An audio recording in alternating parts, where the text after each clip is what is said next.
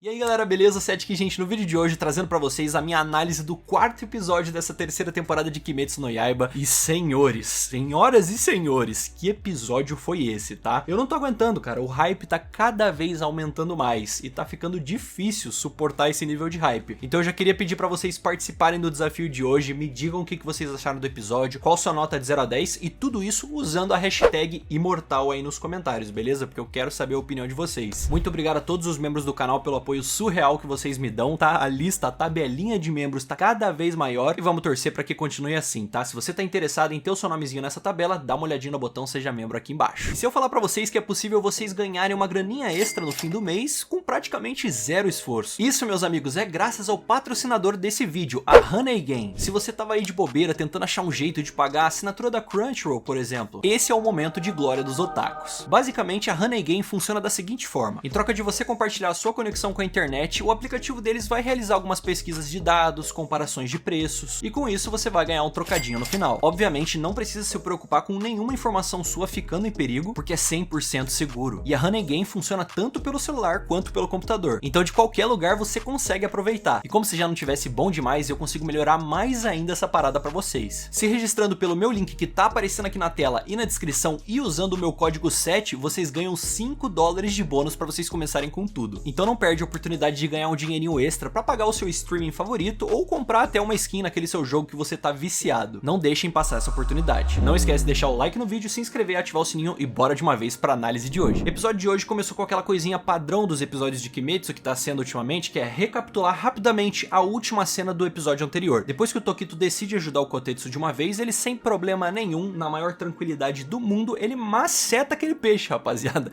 Ele faz um sushizão bolado com ele, porque ele corta a cabeça tranquilamente, só que o problema não é cortar a cabeça, não é a dificuldade de matar aquele peixe, porque é muito de boa, essa é a realidade. O problema real é que o peixe continuava regenerando a cabeça, e eu sei que vai ter gente que vai reclamar do CGI, dessa parte aí da gosma, das bolhas ali, da cabeça em si do peixe regenerando. Cara, vai ter reclamações, não tem como, tudo que eles colocam CGI, alguém vai achar ruim. Particularmente, se for pra dar minha opinião, eu não tenho problema nenhum em falar que alguma coisa de CGI dentro de Kimetsu é ruim, ou foi mal feito, até porque na época do Trem Infinito eu reclamei daquela geleca que foi no trem e é uma doideira. Mas falando exclusivamente do peixão aqui, cara, não me incomodou, achei de boa, não tirou a minha imersão do anime, que é o principal, é o mais importante. E sinceramente, pra um peixe esquisitão daqueles, eu acho legal. E completando a minha opinião dessa cena, o Tokito usa de forma muito rápida o seu raciocínio ali e entende que na verdade o peixe tá tirando o poder do vaso que tá preso em cima dele. Então ele rapidamente já, ó, corta o vaso e acabou a festa ali pro peixão. O legal dessa cena é que a gente vê mais uma pitadinha do que é o raciocínio rápido que um Hashira tem. Mesmo com essa situação toda bizarra de ter um peixe com um vaso preso em cima dele, o Moichiro ele já percebe que na verdade aquilo deve se tratar de um Kekijutsu, então ele tem que ficar muito atento. E agora nesse momento, pessoal, como é início de episódio, vocês devem ter pensado, vai ter comédia em algum momento. E vocês estavam certos, só que cara, de todo esse episódio de 20 e pouquinhos minutos, esse foi o único momento que a gente tem alguma coisinha de comédia. Mas eu não vou mentir não, eu gosto dessa comédia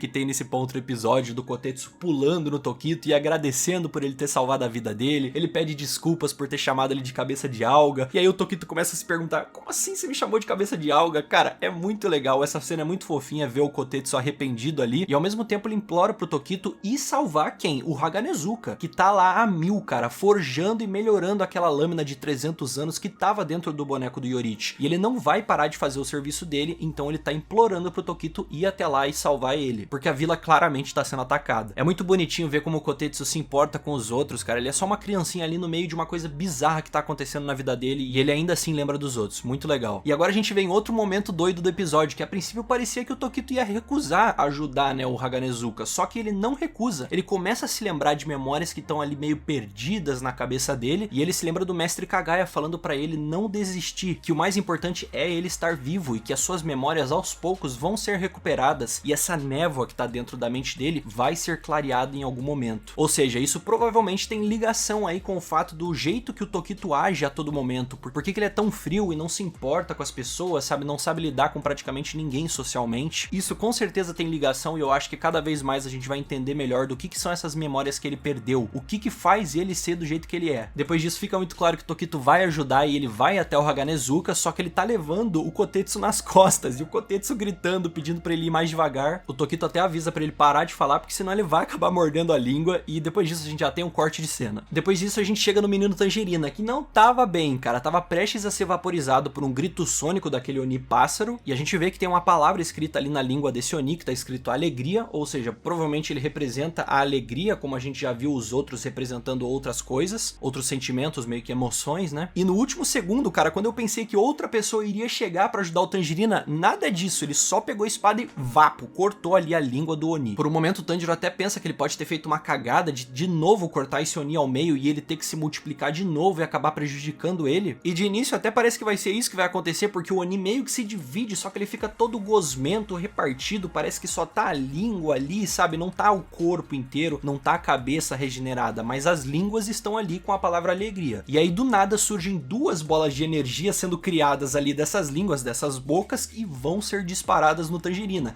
E é exatamente isso que acontece. Ele dispara esse grito sônico ali, só que o Tanjiro, cara, o moleque não perde tempo. Ele já percebeu que não tá com o mesmo nível de poder que tava antes, quando ele tava super 100%. E o doido dessa cena é o olhar do Tanjiro com essa expressão meio macabra, meio tipo, eu já sei o que tá acontecendo. Quase como se o Tanjiro tivesse coringado, galera. Não, na real é exatamente isso. O Tanjiro coringou. E nesse momento o Tanjiro começa a desvendar tudo, igual o Sherlock Holmes, cara, mostrando que ele é super inteligente e muito intuitivo. Ele percebeu que a palavra alegria que tava ali na língua daquele demônio parte da mesma conexão que tava nas outras palavras escritas nos outros demônios. E aí ele entende que cada demônio meio que representa uma emoção, um sentimento. Essas emoções sendo raiva, alegria, prazer e tristeza. E quando elas estão separadas, cada um ali no seu corpo, elas estão muito poderosas, mas quando elas estão sendo divididas dessa forma que o Tanjiro fez, elas vão perdendo o poder. O Tanjiro entende que ele precisa dividir eles cada vez mais, só que o que acontece é que o corpo original do demônio passarinho que tava lutando com ele lá no céu, volta pra atacar ele. E assim mais uma batalha começa. Tanjiro versus demônio passarinho. Eles começam a trocar golpes, só que o Tangerina, cara, não tá aguentando, ele tá apanhando muito. Ainda mais porque esse pássaro aí, esse Oni pássaro, ele é muito rápido e as garras dele são muito afiadas. Podem até cortar diamantes, como ele mesmo disse. E pra vocês terem uma noção, esses cortes são tão rápidos que mesmo eles acontecendo, só segundos depois o corte ele aparece e jorra sangue. Então é esse nível de velocidade e precisão, né? Porém, vocês acham que o menino Tangerina não vai jogar de acordo com a parada? É claro que não, cara. Enquanto esse Oni ele tá se exibindo, falando que ele é o cara e tudo mais, o Tanjiro não quer nem saber. Ele prepara um golpe e o golpe do Tangerina foi tão preciso e rápido que a gente nem viu o corte acontecendo. Me lembrou muito até uma cena lá do arco do Distrito do Entretenimento, quando o Tengen Uzui corta a cabeça da Daki tão rápido que a gente nem vê o corte. A Daki tá parada ali, quando de repente aparece a linhazinha no pescoço e a cabeça dela cai. Me lembrou muito essa cena, galera, porque o corte que o Tanjiro fez na cabeça do demônio, assim, reto no seu rosto, foi absurdo. E o melhor dessa cena é o sorriso meio macabro de novo na cara do Tanjiro. Não tão macabro quanto da primeira vez, mas também meio agonizante, eu diria. Quase como se fosse um sorriso maldoso, sabe? O Oni, obviamente, fica em choque com tudo isso e vai pra cima do Tanjiro de novo. Só que agora o nosso protagonista não quer nem saber, ele já prepara outro corte e faz o demônio cair no chão de vez. Basicamente o que acontece, galera, o Tanjiro já percebeu que ele só tá perdendo tempo ali. Ele precisa voltar de uma vez pra onde o Genya e a Nezuko estavam e ajudar eles lá. Só que como fazer isso? Então ele tá tentando pensar num jeito. No meio disso a gente tem um corte e volta lá pra Nezuko e pro Genya. A Nezuko tá tendo um X1 quase como se fosse boxe ali, cara. Ela tá lutando no braço, na força física bruta com o Karako, que é o Oni que representa o prazer. Só que a coisa não tá boa pra Nezuko, ela não tá conseguindo vencer a força física do Karako. E pra variar, o Genya tá ali, de joelhos, cuspindo muito sangue. O Oni da tristeza percebe que a sua lança ficou presa ali no corpo do Genya, tá difícil de tirar ela dali. E meus amigos, cara, o Genya não tá nem aí, ele não tá morto ainda, galera, ele não morreu. O Genya tá enfurecido, mano, e mesmo assim ele não morreu ainda, cara. Ele pega a sua 12 de cano curto e dá um tirão na cabeça do Oni, arrancando ela por completo. E é nesse momento que a gente descobre que o nome desse Oni, representando aí a emoção da tristeza com os olhos azuis, é Aizetsu. E mesmo sem cabeça ele consegue tirar a lança do corpo do Genya. E obviamente ele cospe um montão de sangue de novo. E é nesse momento, cara, que aparentemente Genya foi de F. Foi de base, adeus.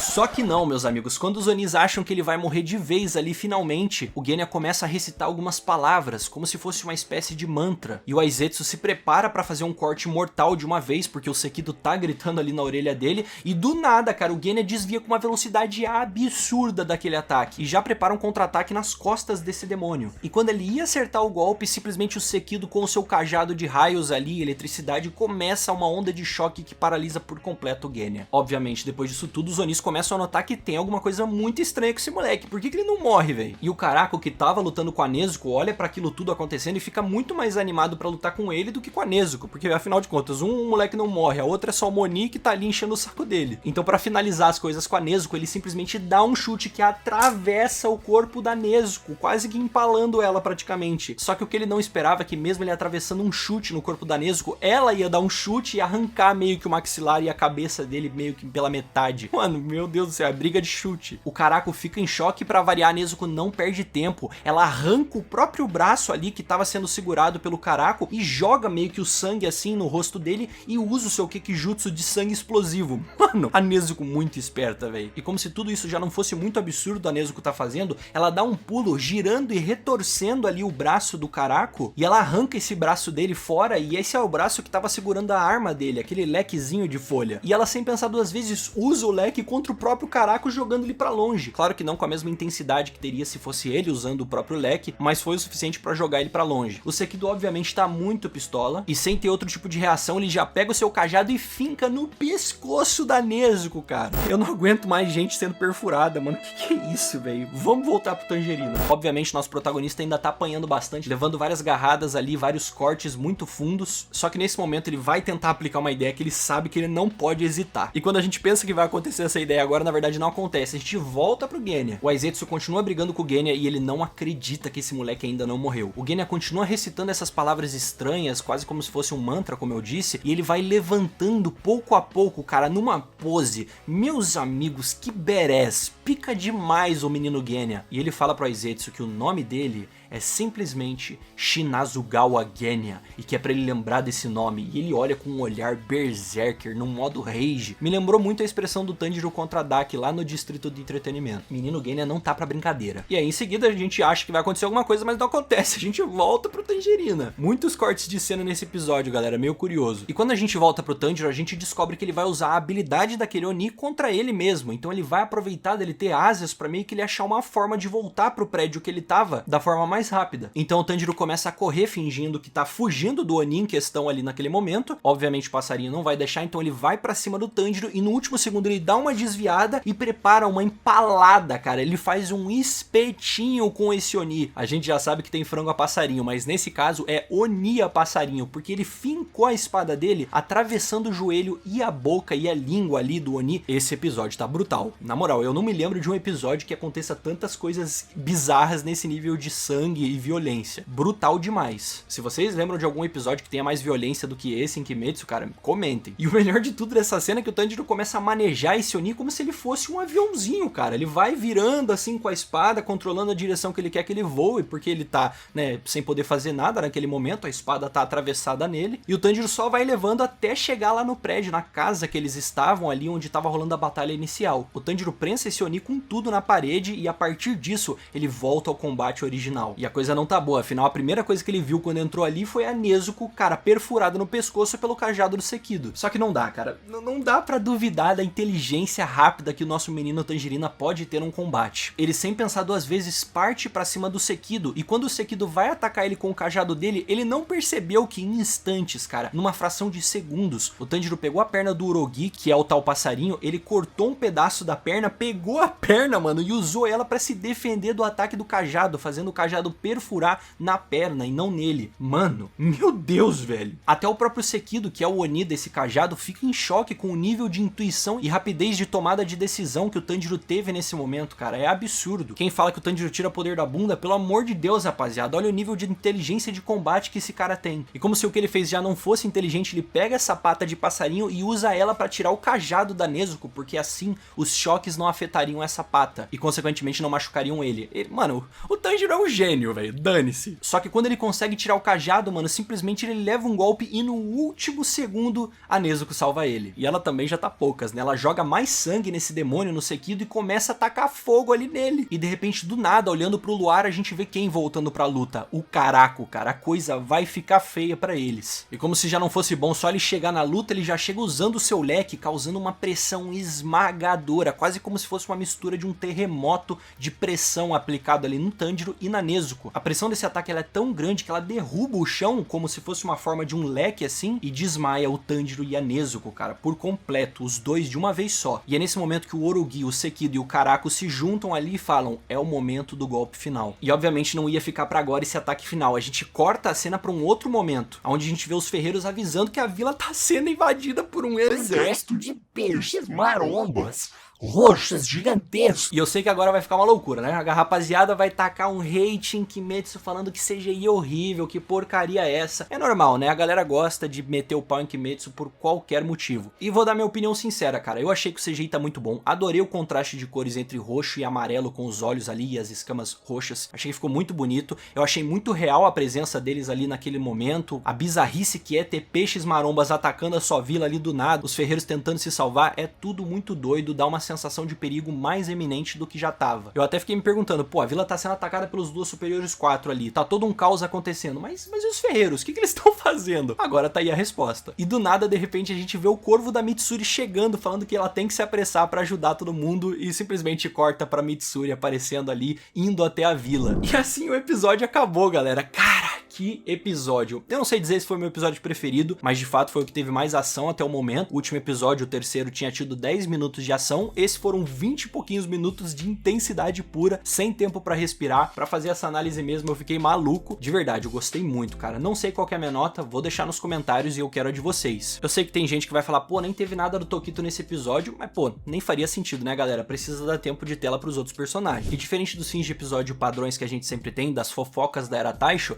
dessa vez a gente tem a volta do tão especial, tão aguardado aí por muita gente, por incrível que pareça, fofocas da Academia Kimetsu. Dessa vez mostrando aí uma Mitsuri que na verdade não é uma Hashira, nem uma caçadora, é uma pintora de quadros. E a gente vê uma ceninha muito engraçada, muito fofinha e bonitinha dela, falando que ela quer encontrar um marido, né, um cavaleiro pra ela. Só que aí do nada o gato de pelúcia falando que ela não tem que fazer isso, que ela tem que ser pintora mesmo, e é isso, que ela nem se toca que ela na verdade é popular com os homens. É muito fofinha essa cena, muito bonitinha, engraçada. É muito rapidinha, só pra dar aquele ar descontraído, mesmo a gente tendo ficado com aquele gostinho de quero mais depois do fim do episódio. Mas isso é normal, cara, o quinto episódio vai ser tão hype quanto esse, eu não tenho dúvidas. Eu espero de verdade, galera, que vocês tenham gostado da minha análise. Eu sempre tento deixar as minhas opiniões e comentários enquanto eu vou contando tudo o que aconteceu, pra assim a gente fazer um combo completaço e trazer o melhor conteúdo pra vocês. Não esqueçam do like, de se inscrever no canal e ativar o sininho. Então é isso aí, galera, eu vou ficando por aqui, um abraço, até mais e falou!